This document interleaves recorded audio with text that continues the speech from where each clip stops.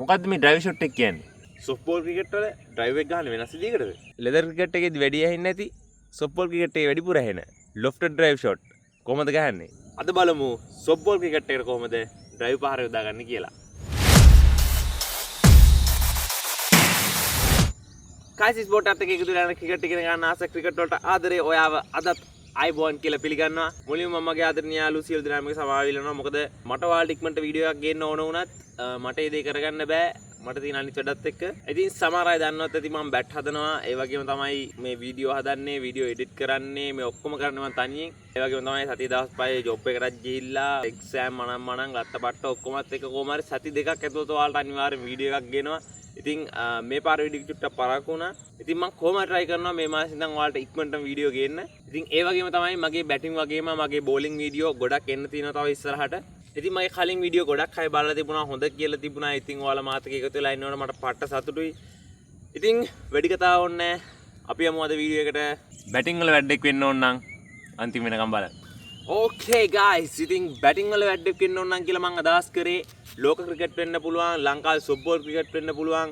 ඉතින් මේ මොන ක්‍රිකට් එකක වුණත් බැටිං වල වැඩක් වෙලා ඉන්නව නම් එයා අනිවාර්යයෙන්ම මේ ඩ්‍රයිව් ෂොට් එක කියන එක හොඳින් ප්‍රගුණ කරපු පුරුදු පුහුණු කෙනෙක් වීම අහඹයක් නෙවෙයි මචං.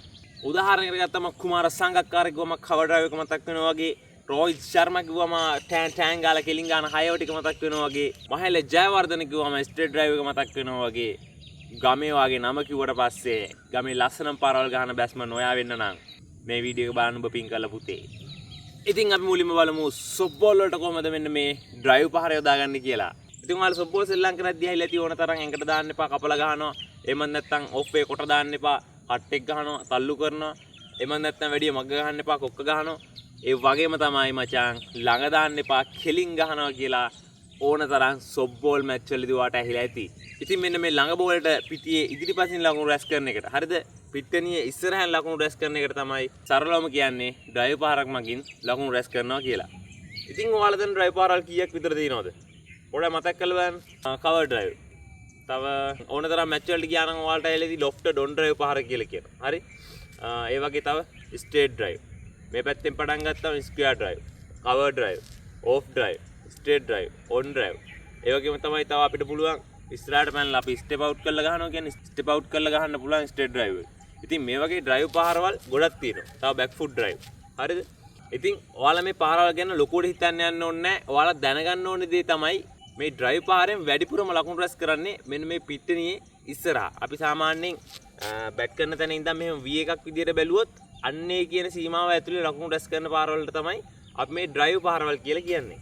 ඉතින් යාළුවනේ අද අපි මේ එක එක ඩ්‍රයිව් ෂොට්ස් ගැන කතා කරන්න යන්නේ නැහැ. හරිද? අපි මේ ඔක්කොම එකතු කරලා ඩ්‍රයිව් ෂොට් එකක් හරියට කොහොමද? ඒ කියන්නේ පිට්ටනියේ ඉස්සරහින් ලකුණු රැස් කරන පාර කොහොමද අපි හරියට බිල්ඩ් අප් කරගන්නේ? ඒ කියන්නේ මේක කෙලින් ලකුණු ගහන්න බැරි ගොඩක් අය ඉන්නවනේ.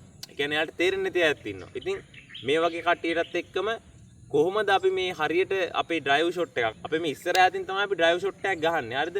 යටාතින් නෙවෙයි අපි ගන්න ඉස්සරහාටින්. ඉතින් ඒක නිසා මේ අත් හුරු කරගෙන ඩ්‍රයිව් පාරක් එල්ල කරන්න අවශ්‍ය මූලික දැනුම ටික තමයි අද අපි මේ වීඩියෝ එකෙන් කතා කරන්නේ. ඉතින් මම මේ කිව්ව අනිත් ඩ්‍රයිව් ෂොට් එකින් එක ගැන අපි හිමීට ඉගෙන ගමු ඉස්සරහට. මං සරලවම පැහැදිලි කරන්නම් එකින් එක වීඩියෝ එකක් කරා ඔයාලට ගෙනල්ලා. ඉතින් අද අපි බලමු මෙන්න මේ ඩ්‍රයිව් ෂොට් එකේ කොහොමද බේසික් ටික හදාගන්නේ කියලා. හරි. අපි දැන් දන්නවා ඩ්‍රයිව් ෂොට් එකකින් ලකුණු රැස් කරන්නේ මෙන්න මේ පිට්ටනිය ඉස්සරහින්. අපි දැන් බලමු කොතනට වැටෙන පන්දු වලටද මෙන්න මේ ඩ්‍රයිව් ෂොට් එක එල්ල කරන්න කියලා. ඉතින් මං කිව්වනේ කලින් ළඟ බෝල් වලට තමයි මේ ඩ්‍රයිව් ෂොට් එක ගහන්න කියලා. ඒක ඔයාලට මම මෙන්න මේ විදිහට පැහැදිලි කරන්නම්. අපි සාමාන්‍යයෙන් ක්‍රීස් එකේ ඉද්දි අපි මෙන්න මෙහෙම බැට් එකෙන් රවුමක් ඇන්දොත්, හරිද? මෙන්න මේ විදිහට බැට් එකෙන් ඔන්නම රවුමක් ඇන්දොත්, හරිද? ඔයාලට පේනවා මෙහෙම අඩ සඳක වගේ හැඩයක් තියෙනවා, හරිද? අපිට පුළුවන් මේ රවුම ඇතුලේ ඕන තැනකට අපේ ඉදිරි පාදය අරන් යන්න. මේ මෙතනට පුළුවන්, ඊට ස්කේලින් ගේන්න පුළුවන්, හරිද? ඊට පස්සේ මේ පැත්තට යවන්න පුළුවන්. ඉතින් අපි කියනවා මෙන්න මේ හරියට වැටෙන පන්දු, හරිද? මෙන්න මේ ඒරියා එකට වැටෙන පන්දු වලට ඕවර් පිච් පන්දු කියලා, හරිද? ළඟ බෝල් කියලා. අපි ඩ්‍රයිව් ෂොට් එකක් ගහන්න මෙන්න මේ හරිය වැටෙන පන්දු තමයි අපි තෝරගන්නේ. ඉතින් ලෙදර් වල වගේ නෙවෙයි, සොෆ්ට් බෝල් වලදී නම් කුරුවක් වුණොත් මේ හරියට වැටලා ටක් ගාලා කැපෙන්න පුළුවන්. අපි හරියට බෝලේ බැලුවේ නැත්තම්, පාදේ එතනට ගෙනිච්ච නැත්තම් එක්ක ටිප් එකක් හරි, එක්ක උඩ පන්දුවක් හරි, එහෙම නැත්තම් බෝලේ පන්නගෙන හරි අවුට් වෙලා යන්න. ඉතින් ඒක නිසා ඔයා හොඳට මතක තියාගන්න ඕන දෙයක් තමයි පන්දුව වැටෙන තැනට ගිහිල්ලා තමයි අපි මේ ඩ්‍රයිව් ෂොට් එක එල්ල කරන්නේ. ඉතින් ඔයාලා මැච් වල උනත් දැකලා ඇති මෙන්න මේ ළඟ බෝල් වලට උඩ ගහලත් අවුට් වෙන අය ඉන්නවා. ඉතින් ඒකට ප්‍රධාන හේතුව තමයි මෙන්න මේ පන්දු වෙන මාවතට ඔයාගේ ඉදිරි පාදය යොමු කරලා හරියට ෂොට් එක ගහන්න නැති එක. ඉතින් මම මේ ෆීට් මූව්මන්ට් එහෙම නැත්නම් පාද චලනයන් ගැන මගේ කලින් වීඩියෝ එකේ මම කතා කරා. ඉතින් ඔයාලා මේ වීඩියෝ එක බැලුවේ නැත්නම් අනිවාර්යෙන් මේ වීඩියෝ එක බලලා ඉන්න. මොකද මම මේ ෂොට්ස් ගැන කියා දෙන්න පටන් ගත්තේ ඔයාලට මේ වීඩියෝ එකෙන් අවශ්‍ය කරුණු ටික ලබා දීලා. ඉතින් යාළුවනේ දැන් තමයි වීඩියෝ එකේ වැදගත්ම කොටස. හරිද? මේ ඩ්‍රයිව් එකෙන් 6ක් ගන්න කොහොමද කියලා තමයි අපි දැන් බලන්න යන්නේ. ඉතින් මේ ඩ්‍රයිව් පහර කියන්නේ බෝලේ සාමාන්‍යයෙන් තල්ලු කරලා ගහන එකට. හරිද? අපි හිතමුකෝ මෙහෙම බෝලයක් ආවා කියලා. මේ බෝලෙට අපි මෙන්න මේ විදිහට සාමාන්‍ය තල්ලු කරලා ගහන එකට තමයි අපි ඩ්‍රයිව් පහරක් කියලා කියන්නේ.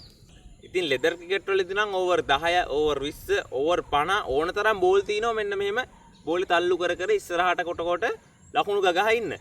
හැබැයි සොෆ්ට් බෝල් වලට ආවම අපි උපරිම ගෙහුවත් ගහන්නේ ඕවර් 4යි එහෙම නැත්නම් 5යි. අපි සාමාන්‍යයෙන් හවතර දෙල්ලම් කරත් ඕවර් 3යි ගහන්නේ. උපරිම 3යි. උපරිම 4යි. හරිද?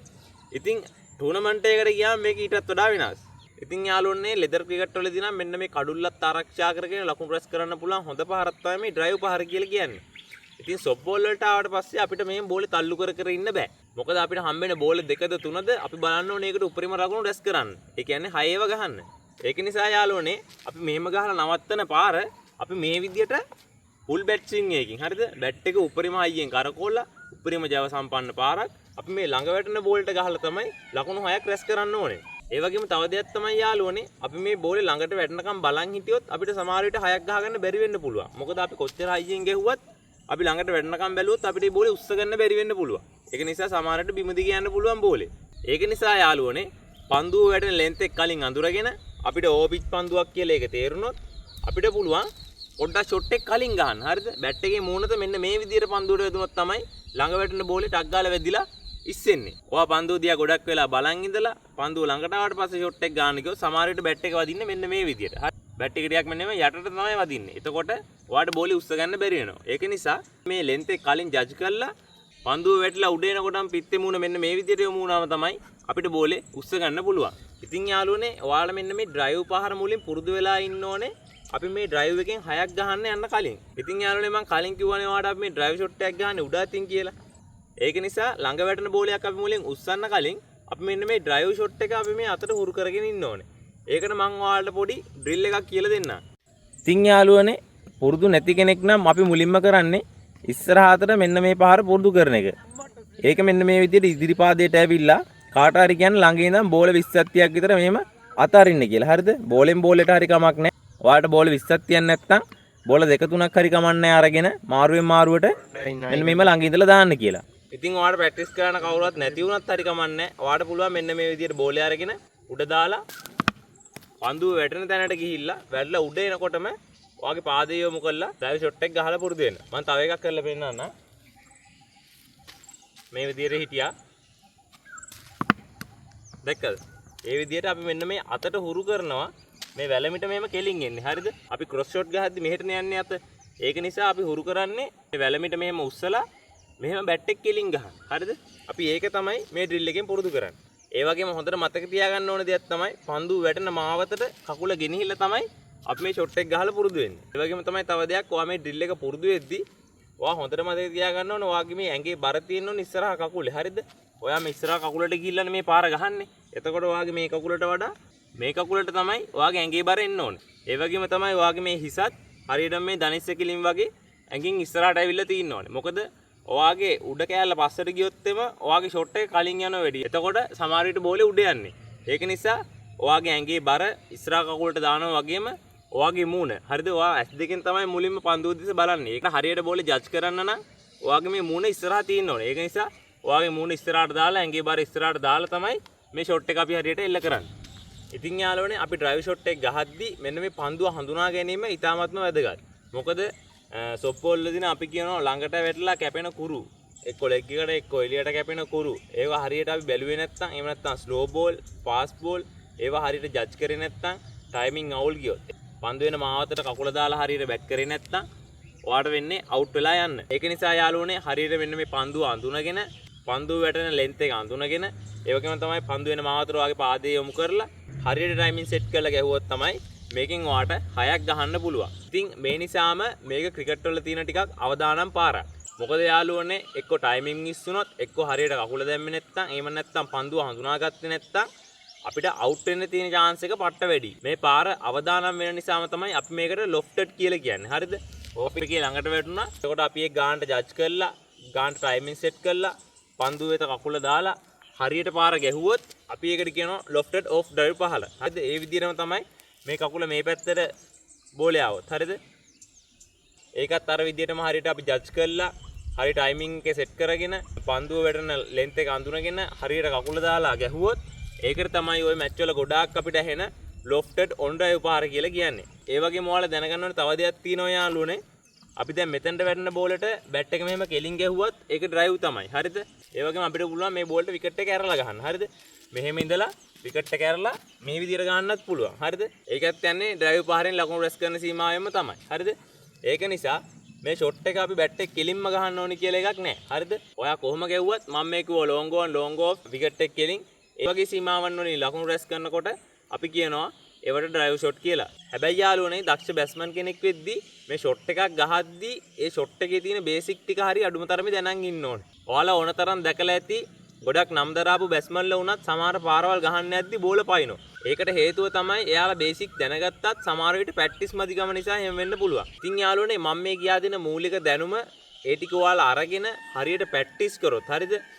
ඔයා ප්‍රැක්ටිස් කරන තරමට තමයි මම හැමදාම කියනවා වගේ ඔයා ප්‍රැක්ටිස් කරේ නැත්නම් ඔයාලට කිසි දෙයක් පුරුදු වෙන්නේ නැහැ. නිකන් ඔයාලට මේ ඩ්‍රයිව් ෂොට් එක ඉගෙන ගත්තයි කියලා මේම ගහලා දෙකක් තුනක් ගෙවුවාට පස්සේ ඔයාලට ඒක සෙට් වෙන්නේ නැහැ. හරිද? ඔයා ගහලා ඒක ඔයාගේ ඇඟින් මෙන්න ඕනේ. හරිද?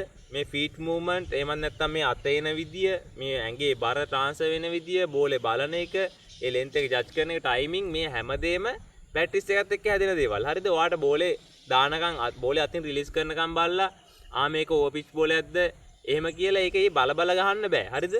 ඒක නිසා මේ බෝල්ට ටක් ගාලා ඇඩ්ජස්ට් වෙලා මේ පාරට යන්න ඔයාගේ ඇඟ පුරුදු වෙලා තියෙන්න ඕනේ. ඔයා ඒක පුරුදු කරන්න ඕනේ. හරිද? සමහරවිට මාසයක් වෙන්න පුළුවන්, දෙකක් වෙන්න පුළුවන්, සමහරවිට අවුරුද්දක් යන්නත් පුළුවන්. මොකද ඔයාගේ ප්‍රැක්ටිස් එක මත තමයි ඔයා තීරණය වෙන්නේ. දවසකට බෝල් 50 100ක් ගාලා ඔයා ප්‍රැක්ටිස් වෙලා කැපවීමෙන් වැඩ කරනවා නම් ඔයාට අනිවාර්යයෙන්ම සතියෙන් දෙකේ මොකක් හරි එක ෂොට් එකක් හරි ගහ ගන්න පුළුවන්. දැන් ඩ්‍රයිව් එක ගහ ගන්නම් බැරි කෙනෙක්ට නම් අනිවාර්යෙන් එක ෂොට් එකක් හරි ගහන්න පුළුවන්. ඉතින් යාළුවනේ අද මම මේ කතා කරේ ඩ්‍රයිව් ෂොට් එකේ බේසික් ටික විතරයි. හරිද?